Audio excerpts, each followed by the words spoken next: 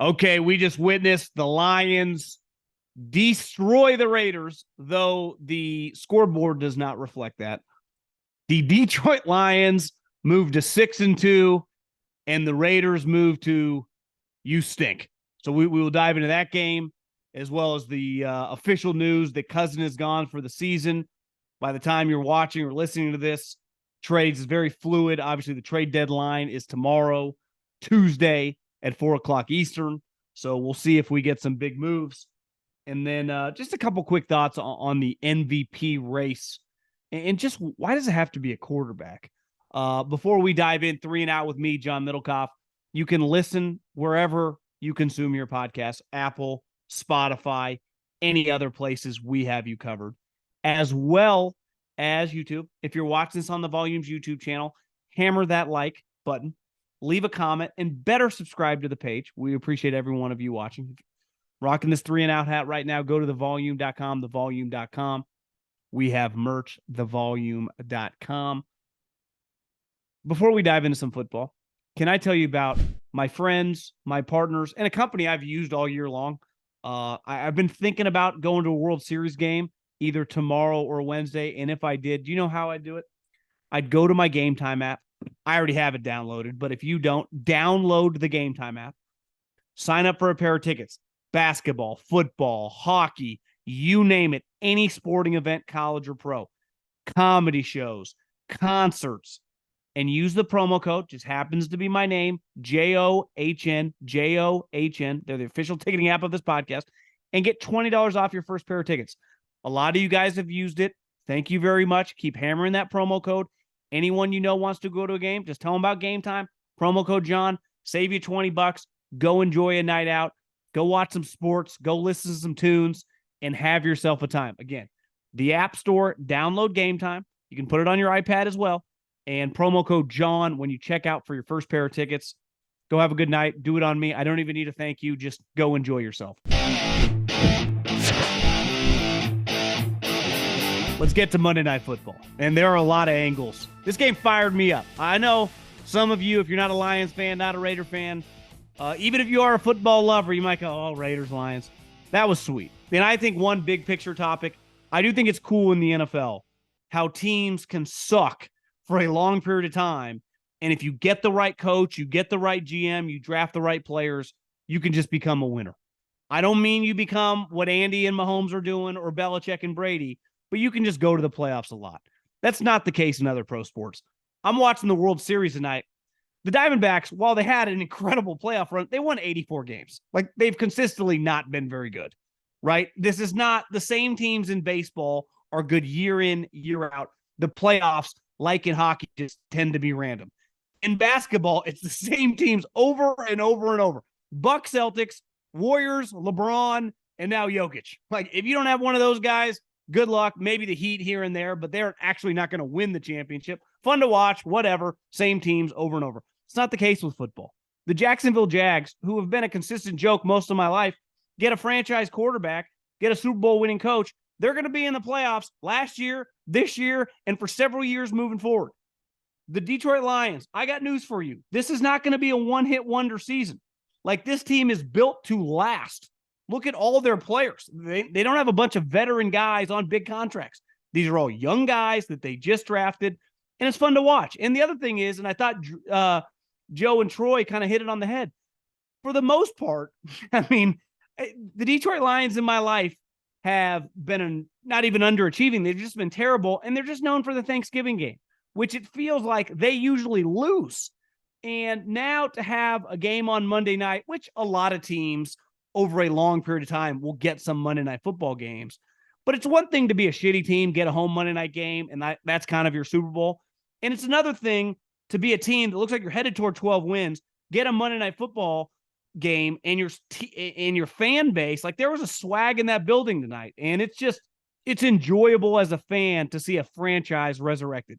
And let's face it, it's resurrected because, I mean, one guy leading the charge. And I think in football, just like in life, perception can become reality. I say it all the time.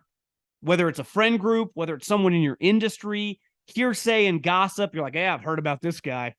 How about this guy? Total D-bag. or I've heard about this guy, incredible. This guy's awesome at his job. And then you meet him or work with him, you're like, I don't quite see it. Or the opposite. You all you've heard is bad things. Then you meet the guy, you're like, I kind of like the guy. Right. And let's face it, the perception on the two coaches tonight, one guy, major football meathead. Dan Campbell, just meathead. Feels like doesn't even watch film, just lifts, powers down some protein shakes, heads out to practice, yells a little bit. And that's Dan Campbell. Josh McDaniels, meanwhile, cerebral, been with Belichick, great schemer, X's and O's. You know what it turns out? Josh McDaniels is just a chubby version of Brandon Staley. That guy is terrible. And do you know what it turns out? That guy that we all thought was a major meathead, damn good coach. Look at last year, the second half of the season, up until tonight. All the Lions are doing currently is winning games. And let's face it, you remove that Ravens game, the way they win is a way that most of us appreciate football. They kick your ass. They shove the ball down your throat. Defensively, that front seven is bringing it. Aiden Hutchinson's become a stud. And Dan Campbell and his coaching staff full of former NFL players look like they could beat up the entire league. I'm not saying this team's going to win the Super Bowl. Hell, it's going to be difficult for them to win a playoff game. It's hard. This is not a franchise that has had a lot of success in January. Though, depending on how the seeding breaks, clearly they're going to have a home playoff game because they're going to win their division. They should win a playoff game for the first time, I don't know, in my lifetime. 38 years old, 39 actually. And I got to give a lot of credit to Dan Campbell. You watch him in these interviews, there's clearly more than just this protein shake smashing, curl and bench press lifting former player. Like Dan Campbell's good. And Josh McDaniels, as several of you have DM'd me over the years, like he should pay Brady royalties because you take that guy away from Belichick and you give him your own team, you would send the limo to the hotel that to his team staying at to make sure he's on the sideline when the game kicks off. He is awful.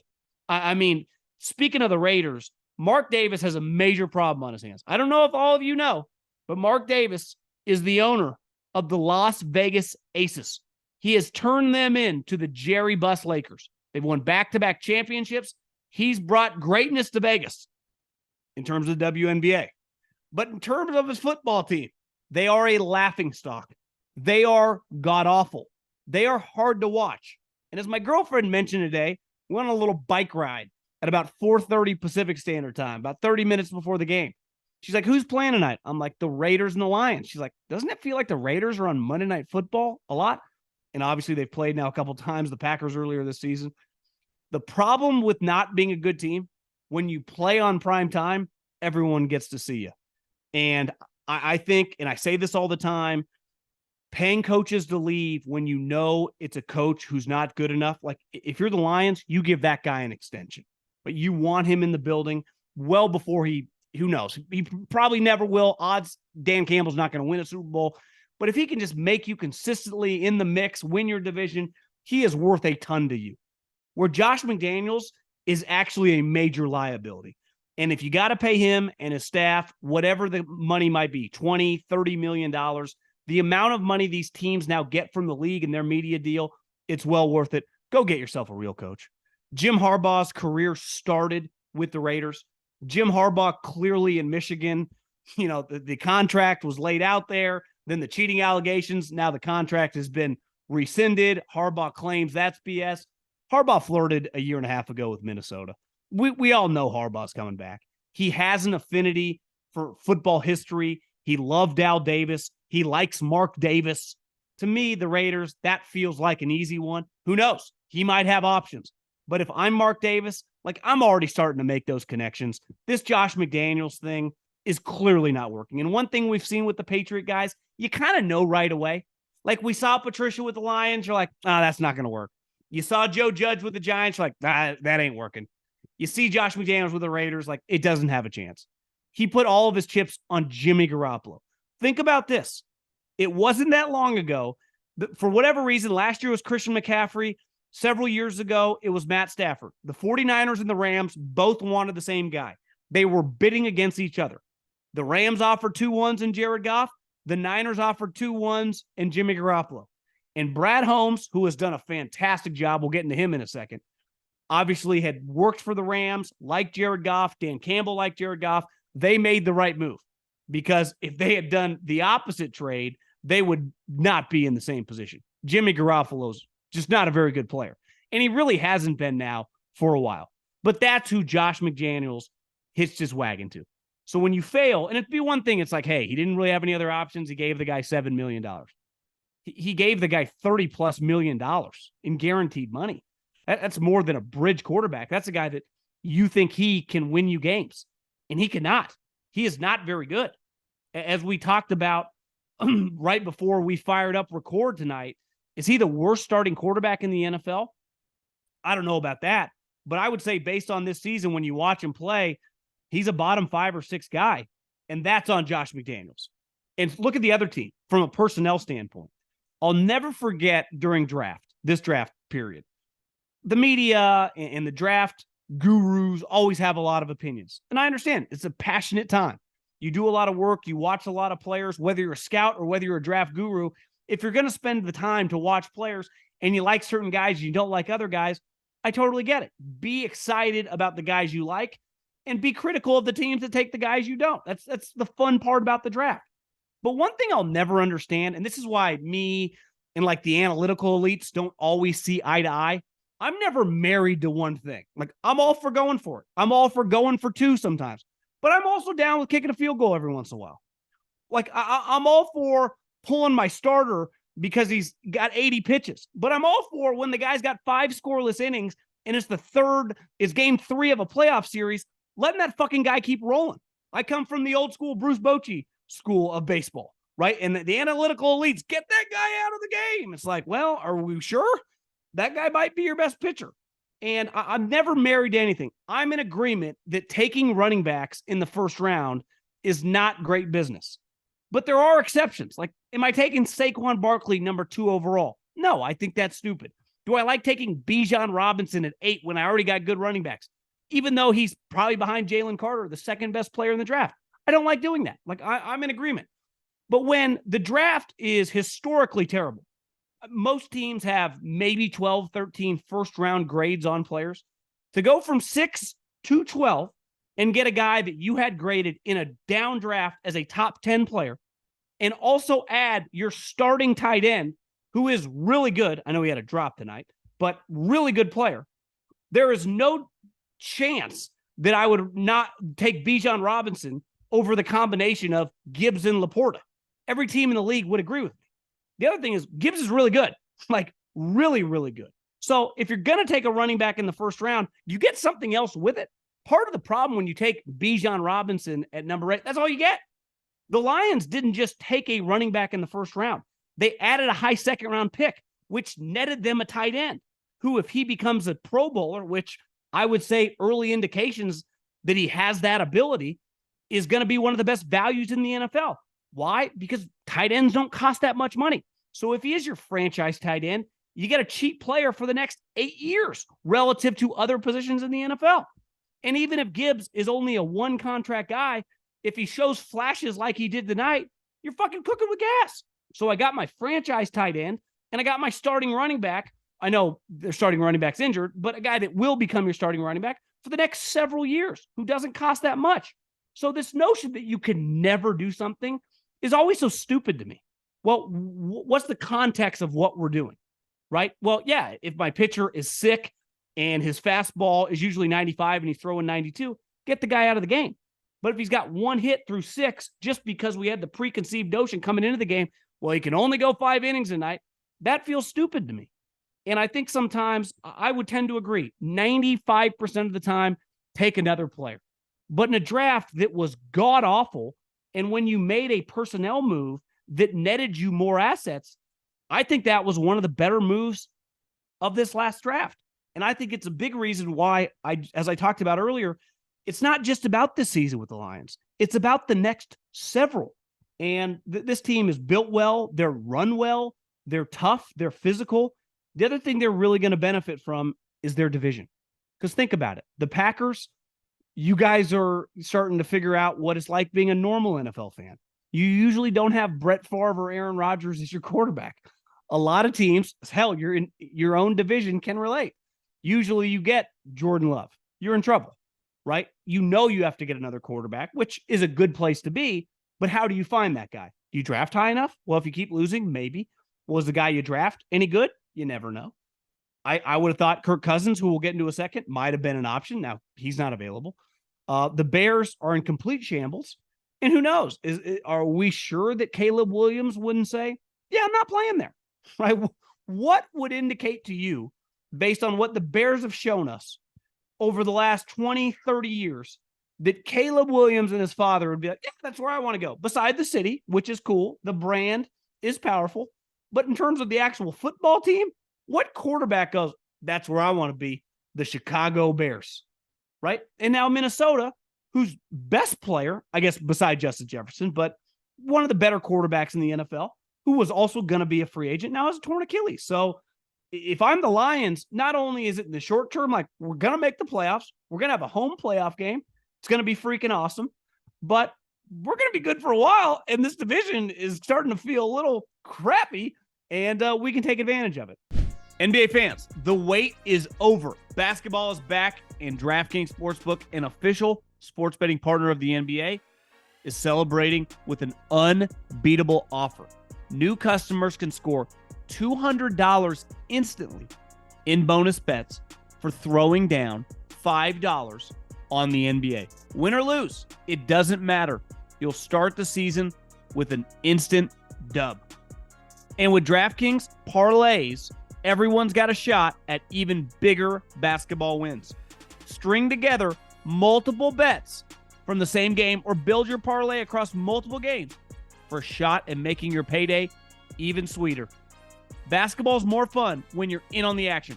Download the DraftKings Sportsbook app now and use code JOHN. New customers can get $200 in bonus bets instantly for betting just $5 only on DraftKings Sportsbook with code JOHN. The crown is yours. Speaking of something that you can't take advantage of, because I thought Kirk Cousins was having his best season ever. He was on pace for about 38 touchdowns and 11 picks, which he has had seasons where he's thrown less interceptions, but he's never had a 38 touchdown season. And he was playing at a really, really high level. Like he was a lock. When I use the word Pro Bowl, a lot of people make fun of me, like the Pro Bowl's so fake now, it's bullshit.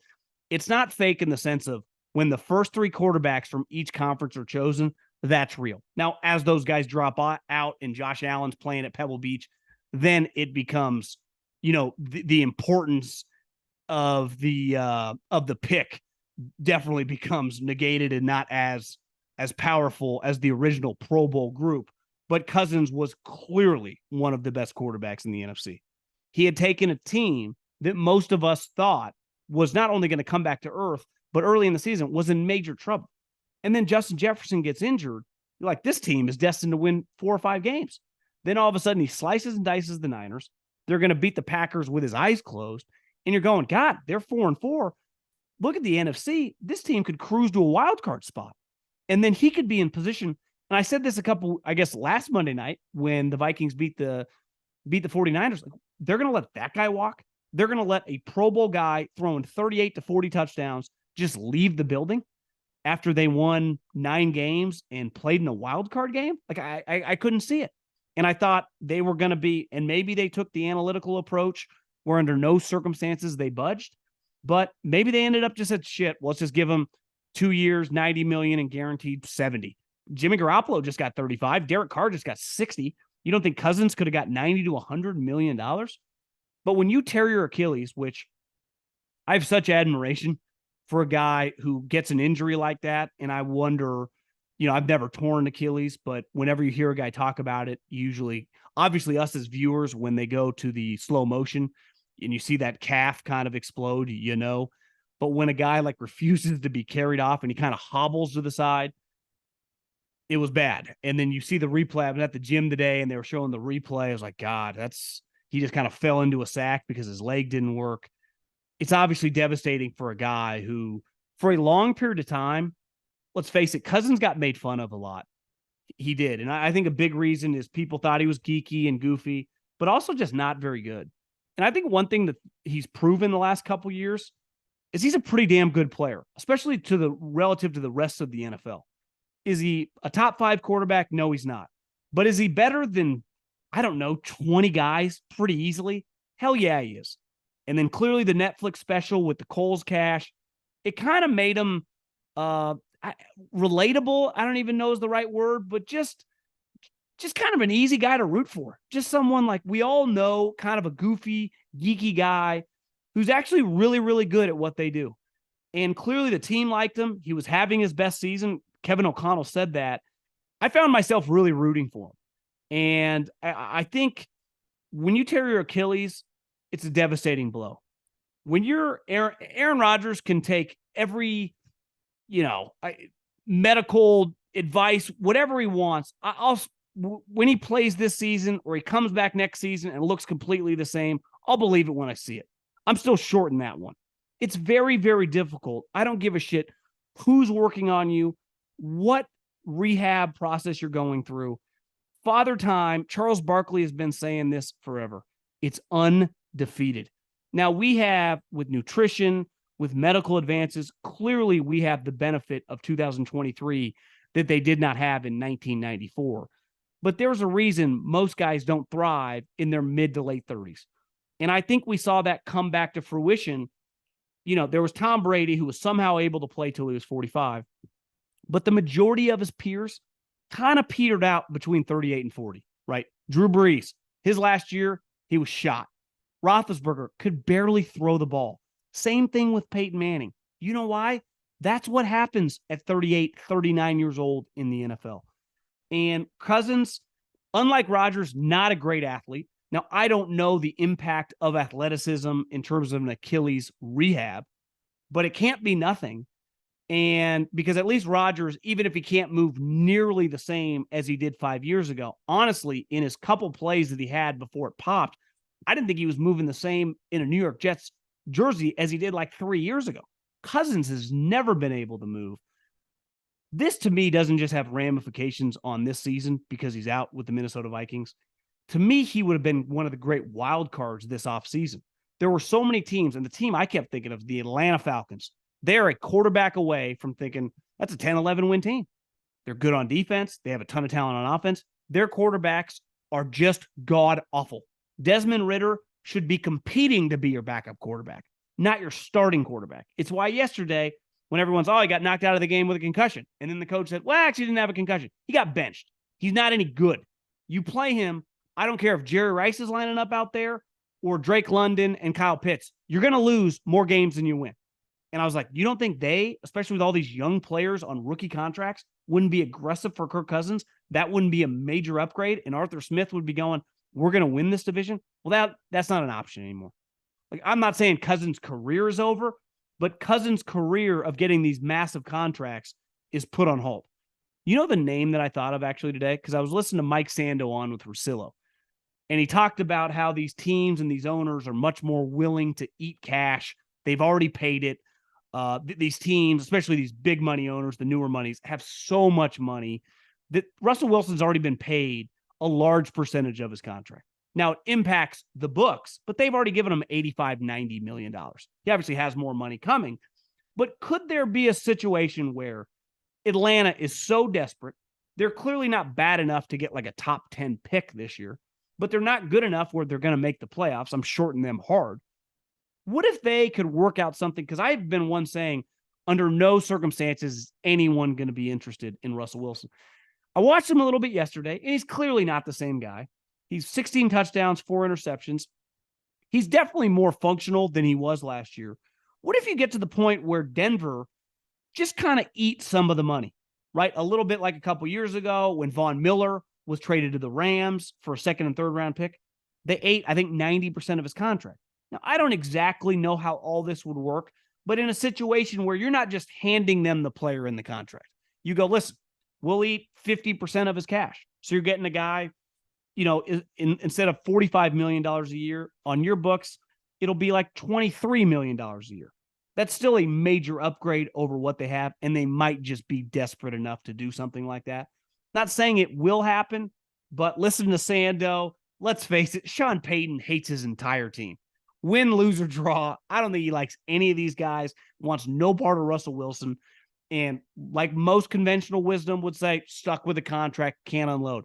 Well, unless you eat some of the money, a lot of times teams, when they're trading these contracts, why Jalen Ramsey only goes for a third-round pick, because you take on the whole contract back. So you're kind of stuck with it.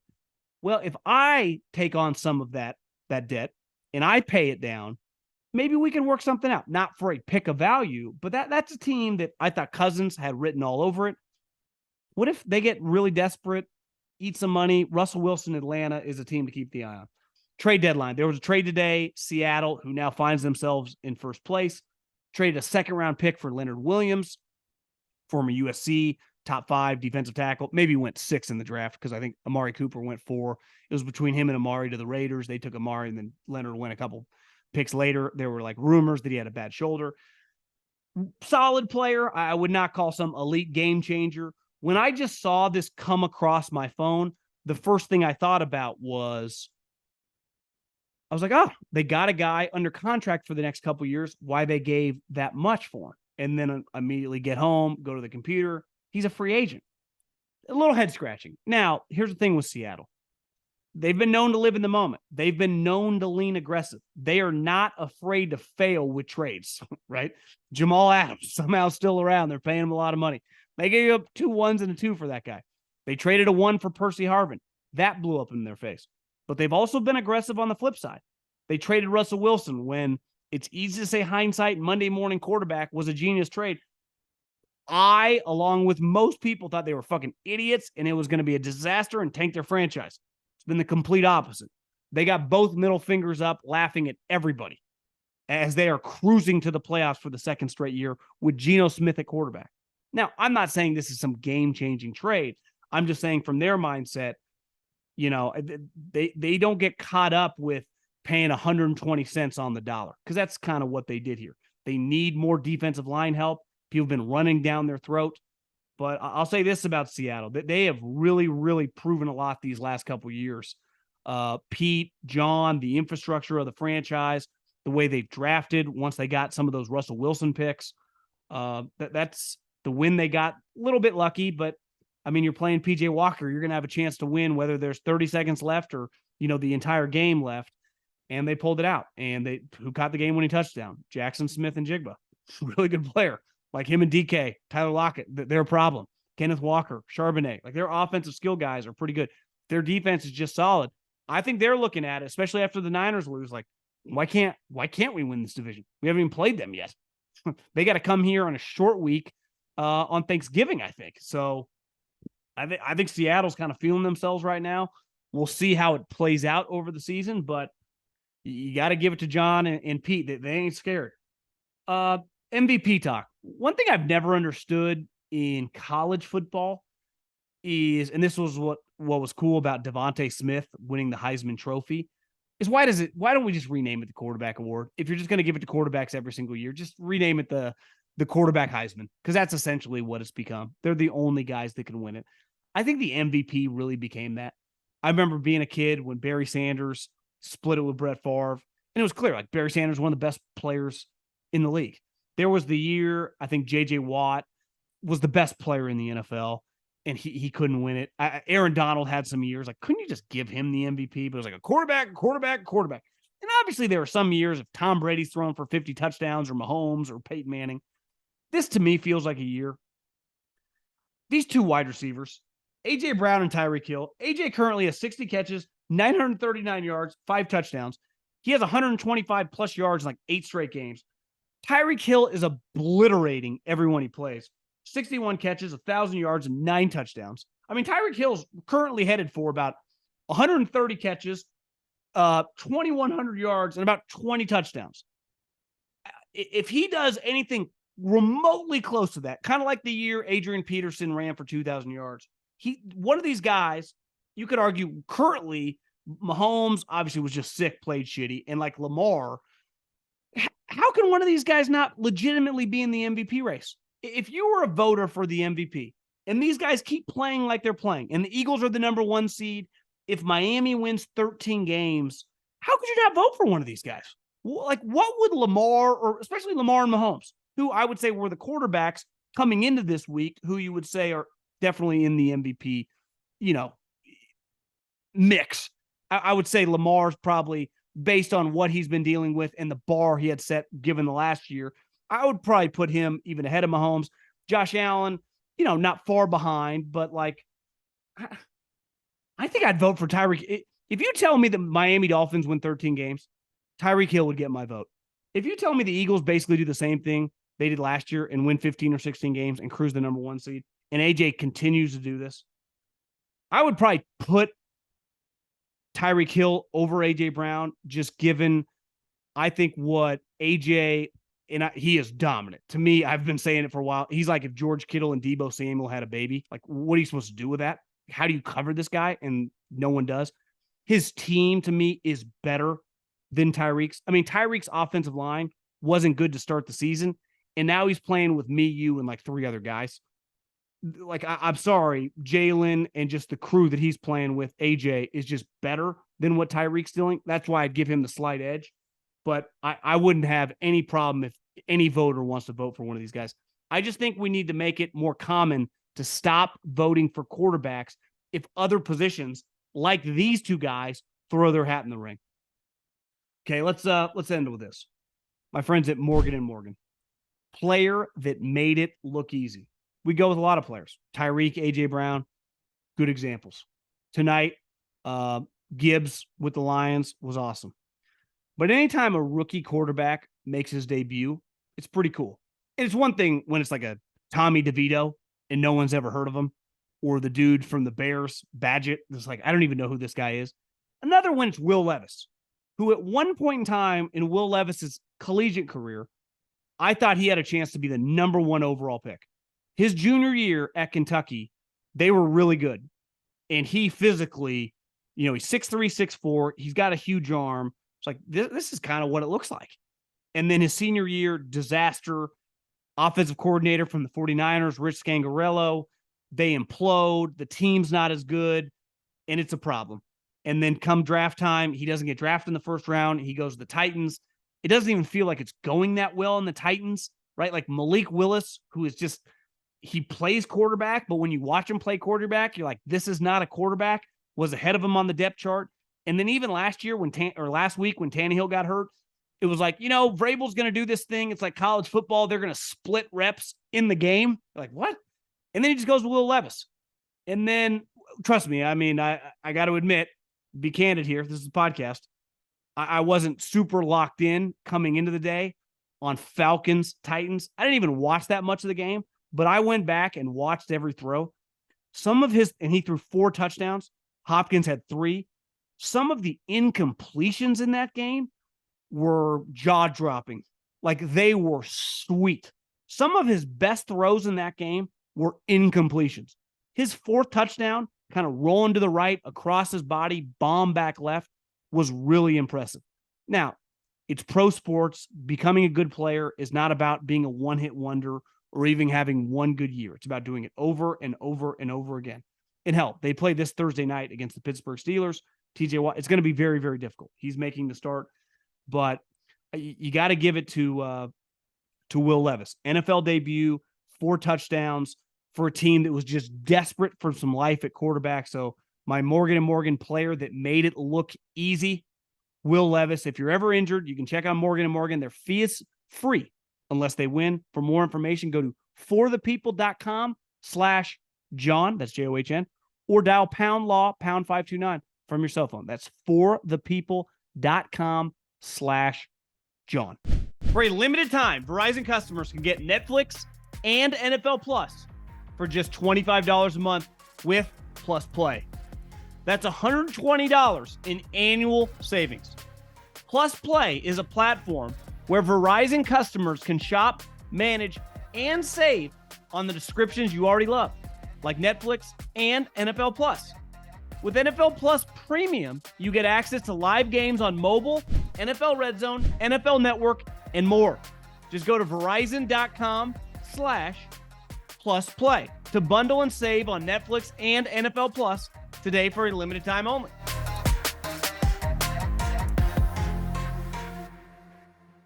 Okay, let's dive in, Jets. Giants. And I want to put in perspective my relationship with weather games. For the first 18 years of my life, born and raised Davis, California, right by Sacramento. Then for 5 years, I went to Cal Poly, which is in the middle of California by the water. And then for a couple years, I lived in Fresno. So until I was like 24, 25 years old and moved to Philadelphia, I did an internship with the Kansas City Chiefs my senior year in college, but was there for like 3 months. Now, by the end of that, it was freezing cold and, the field would freeze and you were freezing your ass off. But truly living a winter in a non-California place in the Northeast wasn't until 2010. And I'll never forget when I worked in the office, you just wore normal clothes or whatever, but on game day, you wore a suit to the game. So all the home games, I didn't travel. I just went to the home games. And you wore a suit. And I owned one suit. It was a suit that my father had bought me, I think for like my graduation present in college. It was a nice like Italian suit, which was probably too baggy at the time, but hell, I still own it. And I remember going to a game early on in the season, it's hot, humid, you're sweating. And then the weather turns. And, for most of us on the West Coast, depending on where you live, winter, like we don't live in the snow. I grew up 2 hours away from Lake Tahoe. When I wanted to go to the snow or the freezing cold, we got in our car and we drove 2 hours to Tahoe. And then when we were over it, we came home. But when I lived in Philadelphia, you just kind of live in it. And obviously when you work in football, you play in it. And it's a huge part of football. From Pittsburgh to Philly to DC to obviously New York teams to Boston. And then, the Midwest teams from Chicago and Kansas City, like playing in the cold. This isn't just, it comes in December, right? You see these games in the middle to late October. There's still 2.5 months left of the regular season. And then if you want to play in the playoffs, you have to be able to play in inclement weather. But I'll never forget showing up to the game and it being probably 30 degrees. It, might have been a Sunday or Monday night game. And by 10 minutes of standing on the field pregame, I couldn't feel my body. And everyone in the Northeast, you guys wear those long trench coats that are thick that keep you warm.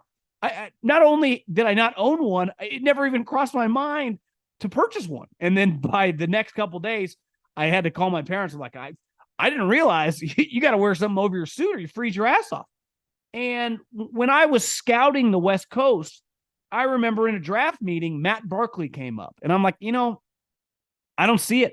I don't think he has the physical characteristics to play in Philadelphia. And that would go for any of the other teams that are in inclement spots. I'm like, LA guy, played at SC, born and raised. Like, I don't feel that vibe. Average arm, like not a great athlete. Like I'm not into it. I don't see it. Now, obviously, Chip disagreed. He drafted him, and I was gone a couple of days later. But I've always believed that, And Tom Brady is a good example of, he's a California guy, and then he went and spent 5 years in Michigan, right? So by the time he got to Boston, he was somewhat acclimated to the weather, right? Kaepernick, same thing, from Stockton or whatever, Turlock, California, but then spent 5 years in Nevada, Reno, where it's really, really cold. I can attest, when I was at Fresno State, we played a game up there, I think in early November when Cap was on the team, and he destroyed us. And by about the second quarter, I'm like, I can't feel my body. And I got several layers on. So playing in the cold at court, like other positions, offensive lineman, defensive lineman, like that usually translates. But at quarterback, it always makes me nervous. And when you draft the number 2, you better feel very, very comfortable if you're one of those teams. This guy can play in tough weather, right? And Zach Wilson, in theory, Provo, Utah, it gets cold in BYU, you would think. But you watch this guy in inclement weather, and I said, listen, I got to take this back. I said a couple weeks ago on Sunday show that we do with Colin, like he was becoming a functional player. Willie Colon went on this fantastic rant. I love it when former players just can talk like us normal media people or normal people that talk about football, just can talk and verbalize their thoughts like a fan. And just like, this is embarrassing. So many players are afraid to say stuff. That's why I never had a problem like Rodney Harrison, some of these guys that piss people off.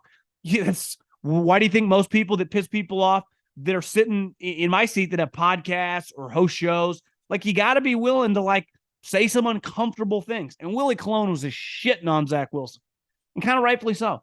He's not a functional player right now. It is crazy that they can barely win these games when their team is really good.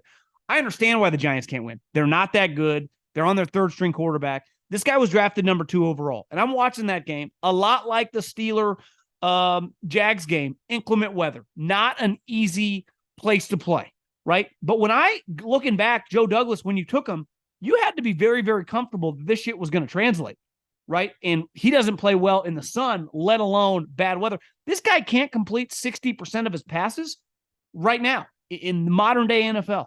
I mean, he is a terrible player. He really is. They won despite him. The third downs in that game were just an embarrassment in totality for both teams. It was closer to 0 third downs converted than 10, and there were 34 opportunities. But the Jets have a major, major problem on their hands because a lot like the Browns, they have a playoff team. Just remove the quarterback and just look at the totality of the roster. You go, that's a 10 to 12 win team, depending on the quarterback. If you can just let's just take the guy who represents just pure average over the last 4 or 5 years. To me, that'd be a Jimmy Garoppolo. He's not good, but he's not bad. He's just somewhere between 14 and 18 in the NFL. He can have series where he's like a top 10 quarterback, and he can have series where he's a bottom 5 quarterback. But if your team's good around him, you can compete to make the playoffs every year. And that, to me, is like what the Jets and the Browns would die for. Now, in fairness to the Browns, their starting quarterback has this injury situation that no one can get their, kind of head around. Everyone's saying he's actually hurt. It's just bizarre. But the reality is they're rolling out PJ Walker, and it was crazy that they had won the previous 2 weeks with that guy basically as their starting quarterback. The Jets, once he tears his Achilles, and I said it from the jump, you go into a season with this guy as your backup quarterback. This is not other positions where you can be like, we don't love our backup guard, but like you can play with it. Like most teams have question marks at other position. Your backup quarterback, when you are a playoff level team, is one snap away from starting every single game. And we saw that with the Jets in week 1. It was 4 or 5 plays into the season. He's your starter then from then on out. And hell, in the middle of the season, he's one snap away from starting a couple weeks. It's the only position where the moment an injury happens, that guy's getting unlimited snap. There's no rotation. There's nothing else you can do. It's like a kicker and a punter. If he's your starting quarterback, if he's your starting kicker, if he's your starting punter, that's the case. And the moment Rodgers went down, just like the moment Kenny Pickett went down, I'm looking up and seeing, I Googled it this morning.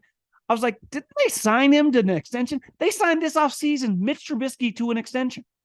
If he's going to be your backup quarterback and you hold yourself to a playoff standard, you have to realize at any moment, a broken rib, a broken leg, a torn ACL, a broken hand, like Kenny Pickett can miss time. And Kenny Pickett is more than debatable, right, how good he is or not, right?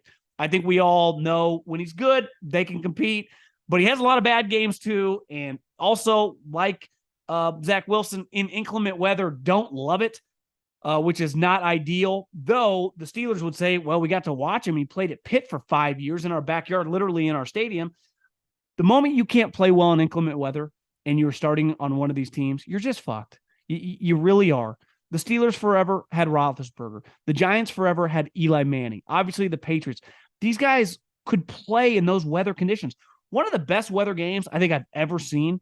And listen, the box score will not reflect it. But if you were watching it live, the Giants versus the 49ers, Harbaugh's first year NFC Championship game, driving rainstorm at Candlestick.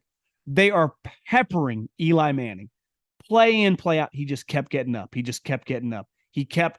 was able to throw the ball, unlike Alex Smith, who couldn't complete third down passes. And if you can't play in weather conditions, listen, I don't know how the Jets are going to get to the finish line. Clearly, they're somehow 4-3, and that is a huge, huge. The rest of the team should get a standing ovation on a daily basis the moment they walk into the team meeting from Zach Wilson and Nathaniel Hackett, because with this offensive output, it's just not sustainable to win. You need such weird shit to happen on a weekly basis. You need your defense to play so awesome. You need your special teams to block a field goal, or hell, them to miss field goals. And this quarterback situation is just a reflection of everyone misses on picks. Every single team does. Whether you're drafting at 2 or whether you're drafting at 150, you're not going to hit on every draft pick. But when you hold on to a draft pick, when you know you've missed, it's when you find yourself in trouble. And right now, the Jets are holding on for dear life because they had moved on after last season. But then once they got Aaron Rodgers, they kind of pivoted. They thought he could be, I don't know. I wouldn't even say resurrected, but could learn from him. Well, the moment Rodgers tears his Achilles and is in Los Angeles rehabbing, I know he comes back every once in a while. He's been to a couple games. That's not the same. You are dependent when the ball snapped on that guy making plays. And that what we just witnessed, because I don't even count the Giants offense, right? Saquon Barkley's basically getting the ball every single play.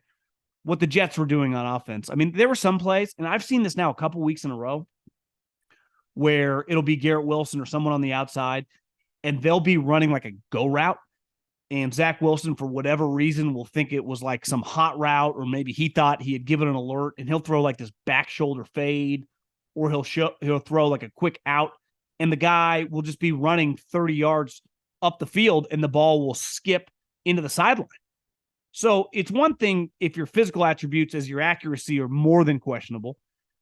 It doesn't feel like he always knows the offense, which is pretty scary. And you just, I don't know. There's no fix. Just like with the Browns, there's no fix. So you just got to hold on. Hopefully your team makes plays. Somehow, if you just make the playoffs with this level quarterback play, it should be worth in your fans' mind a playoff victory alone, because that is an incredible accomplishment. Something magical happens when the third quarter ends and the fourth quarter begins. The energy changes. The fourth quarter is where games are won, where champions are made. And in business, it's where sales teams become legends. That's why HubSpot built Sales Hub, to give sales reps the deal-making tools they need to win in Q4 and close the year strong. Sales Hub Prospecting Workplaces organizes your schedule, goals, and to-do lists in one place to save your team precious fourth quarter time. Smart sequences help sales reps close deals faster than ever. And with an easy-to-use deal management tool, reps can find, track, and close deals all in one place. Plus, AI forecasting helps you accurately predict future success, which means less hoping for deals and more crushing targets. Put your sales team on the fast track to winning Q4 with Sales Hub. Learn more at HubSpot.com/sales. I mentioned this to Colin the other day, and it really crystallized watching, especially the second half. The Saints started making plays, but I've thought this all season long. The Saints have absolutely no excuse to not win the division. And not only win the division, they should win the division by several games. They are clearly the best team top to bottom. They have a quarterback that they paid a lot of money to. And to me, I was thinking about this today. If somehow the Saints do not win the division, if you don't win the division, you're not going to make the playoffs. I think that is an immediate fireable offense for the head coach, Dennis Allen, who I played golf on Saturday with a guy from Louisiana. And so obviously football comes up and we just start talking about the Saints. He's like, God, I think we're pretty good. He's like, I think our defense is playing pretty well. I think clearly you look at these offensive weapons, pretty good. He's like, our coach is an idiot. And I think anytime that you make a transition from a successful coach to his right-hand man, it's very, very risky. And Dennis Allen, to me, is your classic example of someone who is very, very good when they are in a position where they can just focus on their expertise, right? When he's a defensive coordinator, all he has to focus on is half the team, get the defense ready to roll. And they were successful those last couple of years of the Sean Payton era on defense. The moment you move that guy to head coach, isn't there, I forget it was a study or it's like the old saying of you're better off if you take 10 things in life trying to be like middle of the road in all of them. You're better off being awesome at one or two things and basically being a failure at everything else. Honestly, that's kind of the tactic I take with my life, right? I do a couple things well. I don't waste any time on anything else because one, I will screw it up. Two, if I try to do like, let's just use house projects, for example, I'll end up ruining it and it'll cost me more money in the long run. My time is the most valuable thing I have. I'm good at like three things and I just focus on that. There are only so many people we've seen over and over in any walk of life that can handle everything. And it definitely comes into play when you're a head coach, because when you're a head coach, well, you were previously a defensive or offensive coordinator. So you're going to spend probably, I would say, extra amount of time on that side of the ball. But you also, because you're the head man, deal with the side of the ball that you're not an expert in. Then you manage and deal with personalities, your staff, things going wrong, injury, like the general manager. You deal with everything. And it's a small percentage of people that can do it. I think you see it with Todd Bowles. You see it with Dennis Allen. The moment they go from being a defensive coordinator, where they're both excellent at, to being the head coach, everything slips. You saw it for a couple years with Denver. Now, I understand that Denver didn't have a quarterback, but even if you gave Fangio a quarterback, I think he's proven, put him in defense. Let him dominate that side of the ball. Get him the players, and he will kick ass and take names. Even Miami, for as questionable as their defense looked early, a lot of it was personnel-driven.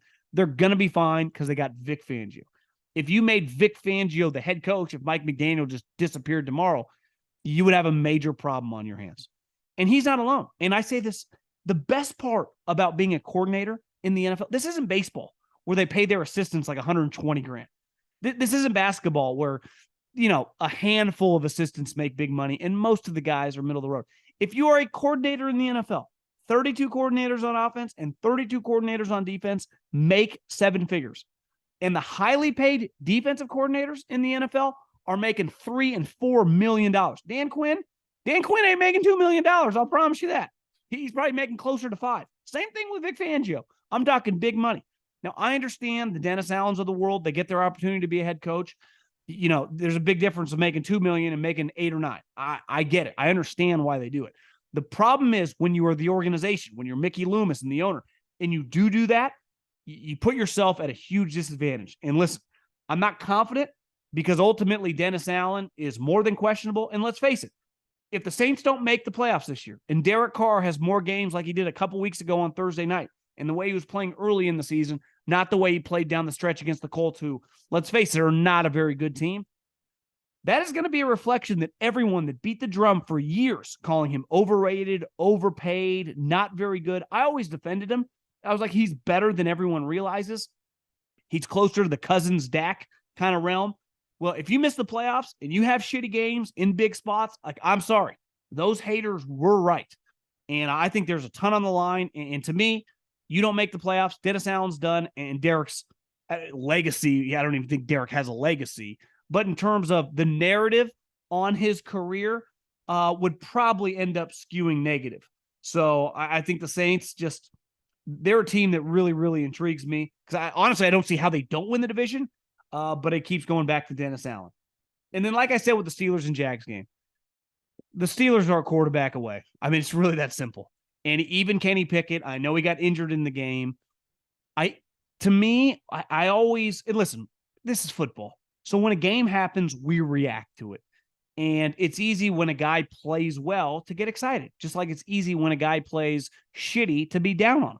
There is a small percentage of players like Aaron Donald, Patrick Mahomes, Travis Kelce. Like, some guys have bad games, whatever. Trent Williams gives up a sack. No one's losing any sleep. Micah Parsons has a game where you don't notice him. It's football. It's welcome to life. He gets the benefit of the doubt. Kenny Pickett does not. And I got excited to watch him against the Rams. Well, it turns out the Rams suck. The Rams are not any good. So when you got to play outdoors against another playoff team, he looked terrible. And then obviously Mitch comes in and is even worse. And the Steelers have no chance. I don't care about the penalties. I don't care how many plays TJ Watt plays. When your quarterback play is that shitty against another guy who's a Pro Bowl level quarterback in a team that looks like they're headed toward 12 wins, you're going to lose. And I give the Jags a lot of credit. Outdoor game, wet, on the road. They were the grittier team. Just that simple. They were the grittier team. And ETN, that's another thing. If you could have a do-over on Najee Harris and ETN, to me, it's a no-brainer. ETN is really the modern-day running back, a guy that can do both, a guy whose speed can play in space, and you can put him everywhere in the backfield. He can flex out wide and play some wide receiver. Not wide receiver like Urban Meyer wanted him to train at wide receiver, but just a guy that can be very, very productive in the passing game. And you watch the Jags, their defense is nowhere near as talented as the Pittsburgh Steelers. But their offense, because they have a franchise quarterback, is able to function, even in shitty, wet, ugly conditions. And I go back and forth on the Steelers because you watch them against the Rams. You're like, God, maybe they were in perfect conditions, and the quarterback hit a couple bombs to Pickens. You put them in a tough spot where there's some pressure. It's not easy to grip the ball, small hands. You get what you get against the Jags. A couple other things. It is, I don't know the reasoning behind this. I don't know how we're here, but simply put, there have been a lot of quarterback injuries this year. Now, when other positions get injured, I typically take the stance of it's because training camp, it's not very physical. You don't do any hitting. No one's touched a quarterback in training camp since like the 80s. So I don't know if there's some randomness on this. I don't know if it's the lack of practice, just even at full speed anymore for quarterbacks. I think a huge reason is offensive linemen now have never been shittier. And I say that with all respect to the position, how hard it is to play the position. But clearly, the amount of offensive linemen coming into the NFL and the amount of high-end defensive linemen coming in the NFL is disproportionate, right? There are way more. I don't know the exact number, but it feels like a 3-to-1 ratio.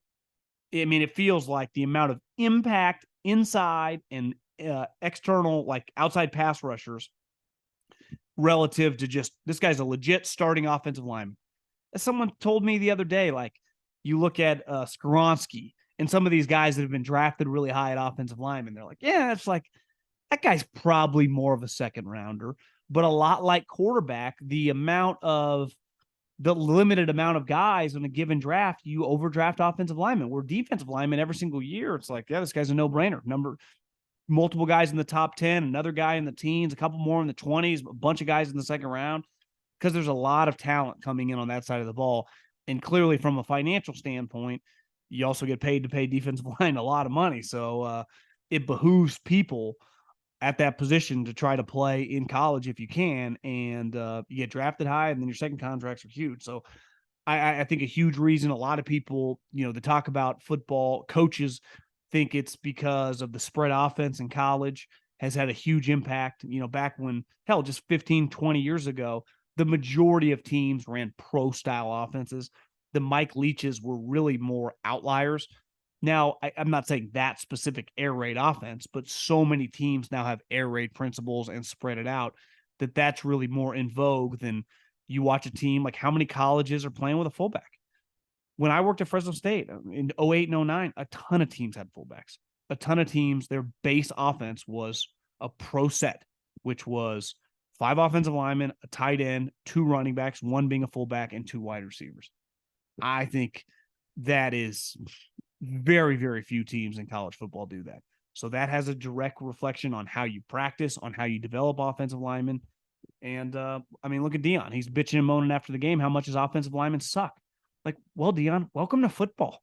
Like, Larry Allen ain't walking through that door. I don't care how much money you have. It's not going to be easy to find good offensive linemen. It's just not. So you're going to be at a disadvantage. Look at USC. USC in Pete Carroll's heyday. When I think of USC, I think of the line of scrimmage, offensive and defensive lines. Now you watch USC, Caleb's running for his life. I mean, for as bad as they are on defense, they're just as shitty up front on offense. So I don't know, man. I think a huge reason some of these quarterbacks are getting peppered, I just think they're going to get hit more because these offensive linemen can't block. A couple quick things on college. Harbaugh, that story is just not going to go away. He's obviously at the point now where I can only talk about the upcoming game. I'm not going to focus on a contract. He denied that they had a huge contract extension on the table for him.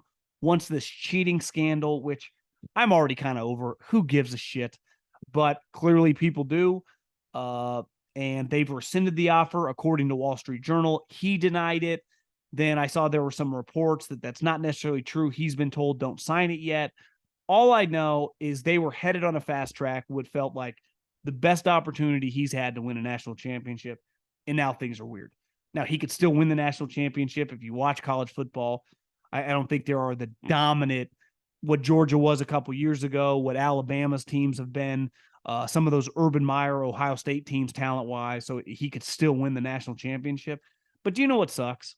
that if he does win it, and I always think this is so stupid. Like, it happens a lot in basketball because everyone's been cheating their ass off for 50 years in that sport, and rightfully so. One or two players can change the course of a season. Where in college football, one player, unless it's a quarterback, probably isn't having as dramatic of an impact as you think. Hell, Travis Hunter was one of the biggest recruits in the country. You watch him against Stanford, he was getting smoked. He's getting beaten by like a drum. So if Harbaugh wins it, the shitty part is maybe they vacate it in a couple years. It always happens, like Memphis or Kansas or whoever has to take off their Final Four banners. Those don't count. No, they did. We watched it. That happened. No one cares that he was getting $50K on the side and driving a Beamer. No one gives a shit except some overeducated dude at the NCAA headquarters. No one else cares. Everyone's doing it. So I think that's inevitable in this case, unless I'm missing something. It is funny hearing some of these stories about how they were funneling information to other teams, South Carolina being one. And it's just, I mean, I'm entertained by it, but what's going to suck is the ultimate ramifications of the investigation and how it feels like this season is just going to be, they'll pretend that none of it counts. They might win the national championship and then they'll have to vacate it. Be like, no, we watched them. They beat everybody they played. In Colorado, I guess their players got robbed at the Rose Bowl. When you go to the Rose Bowl, their visitor locker room, when I was at Fresno, we played them and beat them. Ryan Matthews had an incredible game. Rick Neuheisel was their coach. Place was sweet.